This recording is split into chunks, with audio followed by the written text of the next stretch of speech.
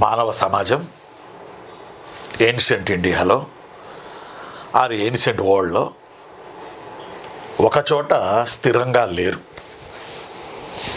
ఒకచోట స్థిరంగా లేరు. చిన్నులు తమ్ముళ్ళు ఒకచోట స్థిరంగా లేరు. సంచార జీవనం. బట్ ఇండస్ పీపుల్ గిరి గీసుకొని ఎక్కడ నది ఉంటే ఆ నదుల దగ్గరే బతికారు. దే నాట్ ఎక్స్పాన్షనడ్ మైదానం. వాళ్ళు మైదానాలకి విస్తరించలేదు. అందువల్లే ప్రతి పట్టణానికి మ్యాక్సిమం ఒక రివర్ ఉంటుంది. రివర్ ఉన్న చోటే వీళ్ళు ఉన్నారు. రివర్ దాటి వీళ్ళు వెళ్ళలేదు. ఆ రివర్ ఉన్న చోటే ఉన్నారు. అక్కడే ఇళ్ళు కట్టుకున్నారు. అక్కడే చెక్క నాగళ్లతో భూములు దున్నుకున్నారు. అక్కడే పంటలు పండించుకున్నారు. అక్కడే క్రిక్కిరిసిపోయారు తప్ప వాళ్ళు సంచార జీవనం కాదు. ఇది ఎక్స్పాన్షన్ అవ్వాల అయ్యే ఆలోచన వాళ్ళకు లేదు. ఎక్స్పాన్షన్ అయిన ప్రతి చోట నది ఉంది.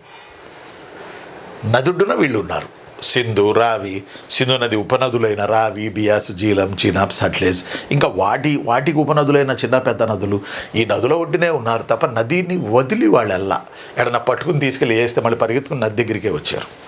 నది లేకపోతే మాకు లైఫ్ లేదని. అందువల్లే నది లోయ నాగరికతలు అంటారు వీటిని. అర్థమైందా చిన్నులు తమ్ముళ్ళు?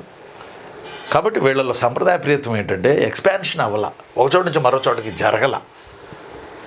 జరిగినట్టయితే వీళ్ళు మరికొంతకాలం ఈ నాగరికతను ముందుకు తీసుకెళ్లేవాళ్ళు. మరికొన్ని కొత్త ఆచారాలు సంప్రదాయాలు ప్రవేశపెట్టేవాళ్ళు. ఈరోజు అవన్నీ మనలో ఉండేవి. ఇప్పటికే చాలా ఉన్నాయి. ఈరోజు ఇవన్నీ మనలో ఉండేవి. కాబట్టి వీళ్ళ సంప్రదాయ ప్రియత్వం, వీళ్ళ ఎక్స్పాన్షన్కి వీళ్ళ మైండు, సంప్రదాయ ప్రియత్వం అంటే వీళ్ళ మైండు ఈ కన్సర్వేటిజంకి అలవాటు పడి వీళ్ళు బయట ప్రాంతాలకి వెళ్లకుండా ఆగిపోయారు. నదుల ఒడ్డునే లోయలే క్రిక్కిరిసిపోయినాయి. అక్కడే ఉన్నారు. అక్కడే పొల్యూషన్, అదొకటి అక్కడే జనాలు ఎక్కువ, అక్కడే అవసరాలు ఎక్కువ, అక్కడే పంటలు పండించుకోవాలి, అక్కడే పట్టణాలు ఏర్పాటు చేసుకోవాలి, అక్కడే పరిశ్రమలు ఏర్పాటు చేసుకోవాలి. ఇలా ఉన్నారు తప్ప మైదాన ప్రాంతాలకు విస్తరించలా.